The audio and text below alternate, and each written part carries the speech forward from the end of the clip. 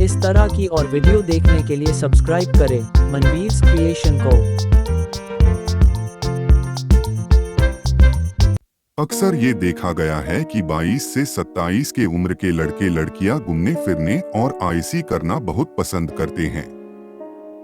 उनके शौक भी अलग ही होते हैं।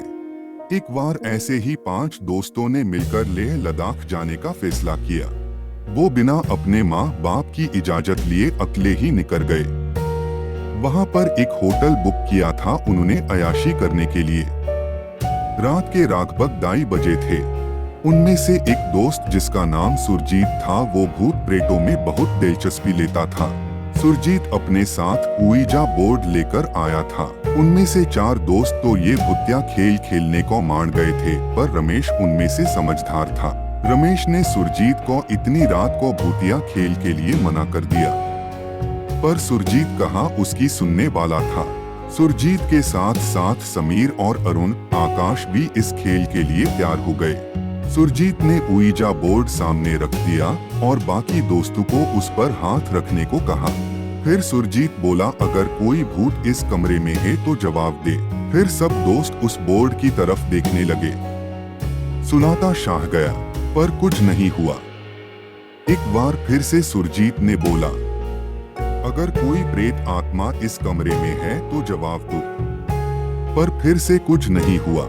ये देखकर रमेश सुरजीत पर हंसने लगा।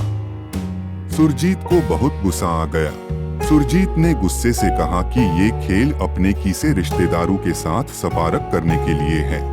मेरा कोई रिश्तेदार इस साल नहीं खत्म हुआ है, इसलिए उइजा बोर्ड से कोई जवाब नहीं। पर रमेश, इस साल ही तो तुमने अपनी जानवी को खोया है।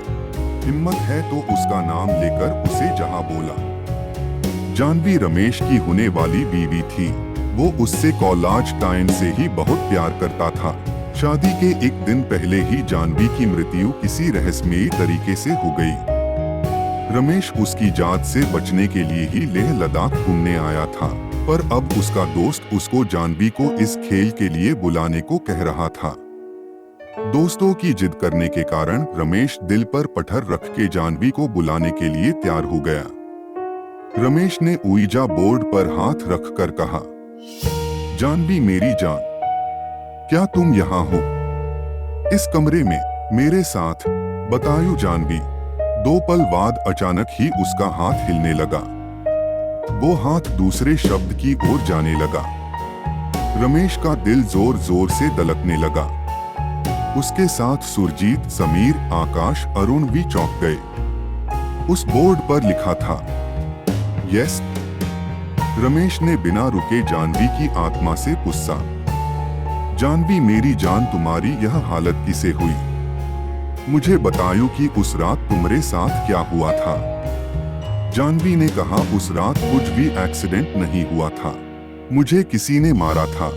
रमेश बोला, तुम्हें पता है कि किसने तुम्हारी जान ली थी? जानवी ने हाँ का इशारा दिया। रमेश ने कहा, मुझे उसका नाम बतायो, मैं तुम्हारे गुनाहगार को सजा दवा कर रहूंगा। उइजा बोर्ड फिर से हिलने लगा। जो जानवी ने कहा वो सुनकर जैसे रमेश अंदर से टूट ही गया हो। जानवी ने बताया कि उसका दोस्त सुरजीत मुझसे बहुत प्यार करता था। उसने कई बार मुझे तुमसे अलग होने को कहा और अपने साथ शादी करने को कहा, पर मैं तो रमेश तुमसे प्यार करती थी, इसलिए मैं हर बार सुरजीत को मना कर देती थी। रमेश, हमारी शादी के एक दिन पहले सुरजीत मेरे घर आ गया चुपके से और तुमसे शादी ना करने को कहने लग। मुझे सुरजीत को ऐसे मेरे कमरे में देखकर गुस्सा आ गया। मैं अब रमेश तुम्हें सब बताने के लिए फोन करने लगी थी कि सुरजीत ने मेरी पीठ पर चाकू डाल दिया, जिससे मेरी मृत्यु हो गई। यह सब सुनकर रमेश की आंख में से पानी आ गया। रमेश जैसे ही गुस्से से सुरजीत की तरफ घूमने लगा। सुरजीत ने जल्दी से कुर्सी के नीचे पड़ी दारू की बोतल लाकर रमेश की सिर के पीछे मार दी। रमेश चीखने लग। रमेश अपने दोस्तों से मदद मांग रहा था, पर उनको पहले से ही सुरजीत की असलियत जानते थे। समीर, आकाश और अरुण में से किसी ने भी रमेश की मदद नहीं की। रमेश अभी जिंदा था और उसके दोस्त उसकी बॉडी को ठिकाने लगाने की बात कर रहे थे। रमेश उईजा बोर्ड के पास गया और जानवी से मदद मांगने लगा।